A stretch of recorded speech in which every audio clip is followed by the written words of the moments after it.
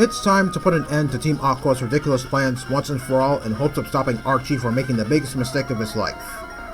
But first, we're going to have to take on a few grunts along the way. Now as for the Seafloor Cavern itself, it's not a very hard place to figure out. There are a few paths that you can take to make it to the end, such as that one cave entrance you saw before I got into this battle, but I'm not going to take that path. Why? Because there's another path in this room that's past that other Aqua grunt you saw there, so yeah, that's the path I'm going to take. Why? Because beyond that path contains a room that has a pretty small strength boulder puzzle, but don't worry, it's not a hard puzzle. And beyond that room contains two Aqua grunts that I'm going to fight in a double battle, so yeah, after I'm done fighting those two grunts, only then will I make it over to the end. Speaking of strength boulder puzzles, there are actually two more of those things in this room, or actually in this place rather, but don't worry, they're not very hard. It all depends on what you do. Also, speaking of puzzles, there is an ocean current puzzle in here too, but it's not as tedious as the currents from routes 132 through 134. In fact, I would go as far as to say that ocean current puzzle is kind of easy. Once again, it all depends on what you do. But I'll talk more about that ocean current puzzle when we eventually get there. Anyway, I'm hearing a whole bunch of leaks and rumors about the new gimmick in Scarlet and Violet. Well, as far as I'm concerned, I think we're still in the dark when it comes to what's going on involving that gimmick. Well, I am seeing a whole bunch of videos about that particular gimmick, but odds are I don't know what this gimmick is really all about. I kind of wish that Nintendo would throw up another trailer so that way we can see what this gimmick is all about, since we're in July and everything, since, well, I think it's about time they do something like that. I mean, I remember back in Sword and Shield when Dynamaxing was now a thing. Oh, okay, this is the room I was talking about involving the strength boulders. Okay, you want to push the boulders that are on the right of the room, not on the left, because if you push the ones on the left, then that's going to take you to a different area. So yeah, right it is. Okay, as I was saying, when Sword and Shield was first announced, and yeah, when they introduced Dynamaxing to us, yeah, eventually they released a trailer that shows us what Dynamaxing is all about.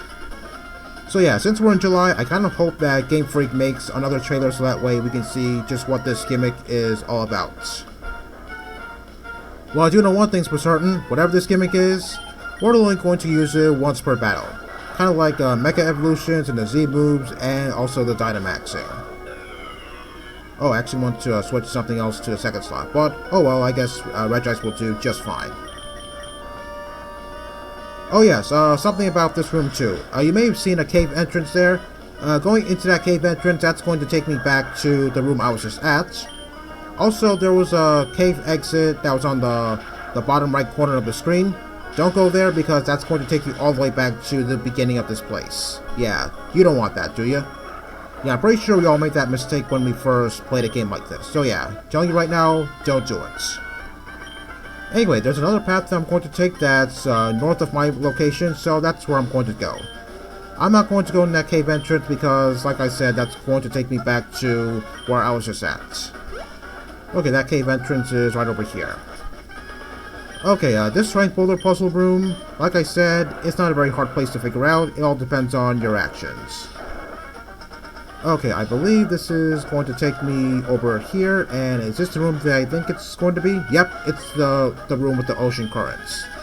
Okay, like I said, this room is not very hard. Okay, so you want to take this current over here, and you want to take this one right over here.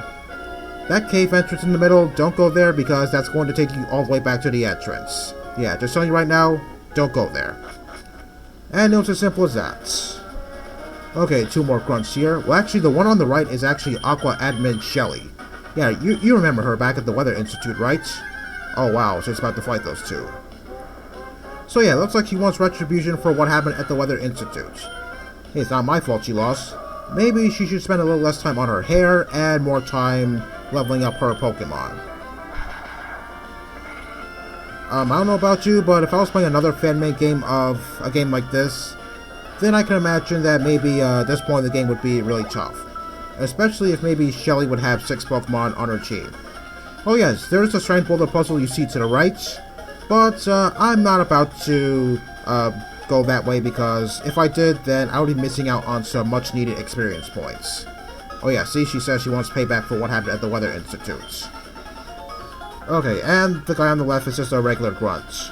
It would be pretty cool if the guy on the left was actually Aqua Admin Matt, because, like I said before, I wouldn't mind fighting Matt and Shelly in a double battle. I think that would be a pretty cool concept. But unfortunately, that's not going to be the case. Although, what I wish would happen is maybe if Shelly had 6 Pokemon. If I did mention that already, that is. Okay, put Sceptile in the second slot since, well, I want to match up with whatever these two are going to have. Okay, I'm going to use Psychic on Tentacruel, and I guess I'll go with Brick Break on Absol. Oh yes, I believe this is the last room that contains any grunts, so yeah, we should be close to the end already. Yeah, that was pretty fast, actually. Yeah, years ago, I'm not really sure if I really did get stuck in this place, although, yeah, like I said countless times, I have played Sapphire in the past, so odds are this place must look a little bit different in Ruby and Sapphire. But I do know one thing, this place, I guess, got a huge makeover in Omega Ruby and Alpha Sapphire, because I remember certain paths looking a little bit different. Although everything to me now is just a blur. Oh, Intimidate? Okay. Well, if I'm gonna get intimidated, then that means Brick Break is not going to one-shot that Mightyetta. Okay, I guess I'll go with Leaf Blade and see what gives. I guess it's better to go with the stab move on Mightyetta than with a super effective move on Mightyetta, even though I just got intimidated. Once again, just a reminder, Leaf Blade is a special attacking move in this game for some reason. Yeah, I really don't get it either. Good thing Leaf Blade was changed into a physical attacking move in future generations because, yeah, it is clearly a physical attacking move.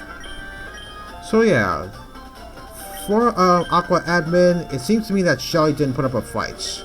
Yeah, not at the Weather Institute, and certainly not here either. We don't dare question the motives of our leader. I'm pretty sure somebody at the Team Magma hideout was questioning Maxie's motives. I wonder what happened to that guy. Yeah, I sure as hell wouldn't want to join Team Aqua anyway. Okay, there's one last strange boulder puzzle here, and looking at this one, it kind of reminds me of that strange boulder puzzle from Fire Red. Yeah, you know, the one on 7 Island where you push the boulders in certain spots, and when you push all the boulders in their correct spot, you unlock the unknowns in those ruins.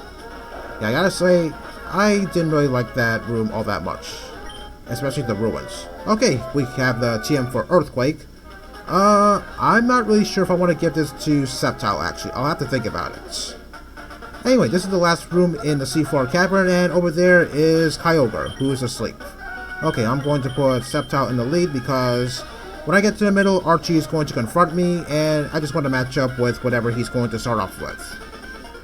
Okay, so, yeah, he's showing me that Kyogre is right over there asleep, but instead of doing the biggest mistake of his life right now, he's actually going to challenge me to a battle, and then do the most stupidest thing in the world.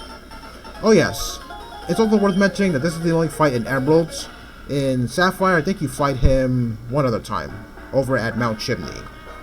Kind of a shame that it has to be this way. Okay, so Archie starts off with Umbreon. Yeah, you know how tanky this thing is. Okay, so I'm going to use Screech to lower its defense, so that way maybe Brick Break has a better shot at one-shotting Umbreon. Okay, Fade Attack, well, that's not going to do anything, since I don't think Umbreon's special attack stat is all that good. Okay, with -2 defense, let's see if Brick Break is going to be a one-hit KO. Is it? Alright, there we go. Yeah, even though Umbreon is pretty defensive, getting hit with the Screech, yeah, its defense is going to help it for so long. Alright, who is next? Crobat? Okay, I'm going to go with Gardevoir for this one. I could go with Regice, but yeah, obviously Crobat is a lot faster than Regice by far, so it only makes sense to go with Gardevoir on this one. Okay, Trace Inner Focus, well, I don't think this thing has anything that could flinch me, although it might have bites, but I seriously doubt that it does have bites. Okay, one Psychic, and Crobat goes down just like that. Okay, next up should be Sharpedo. Oh no, Feraligatr. Okay, I didn't remember he had a Feraligatr.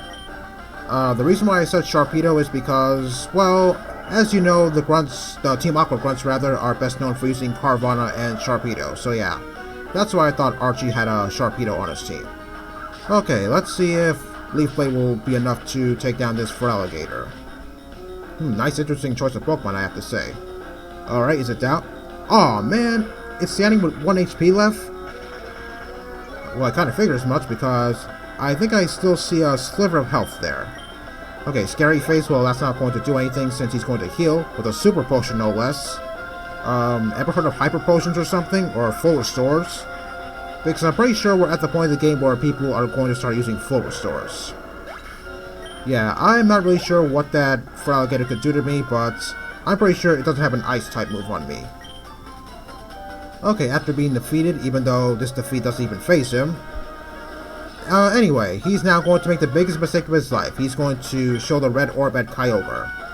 Okay, now the red orb is shining by itself without Archie doing anything. Personally, I kind of like how the blue orb shines. I think it looks a lot better than the red orb. Okay, Kyogre is awake now, and... Oh no, now you've done it! Does he have any idea what he did? Why did the red orb... Yeah, I don't really know why the red orb did that. It's just something that's completely out of Archie's control. Okay, now Archie's getting a message from the grunts outside, even though I didn't see any Aqua grunts on the way to the Seafloor Cavern. Okay, it's raining because, yeah, obviously Kyogre is up and running. But what he doesn't realize is the rain is really coming down. Yeah, I guess Archie had no idea something like that would happen.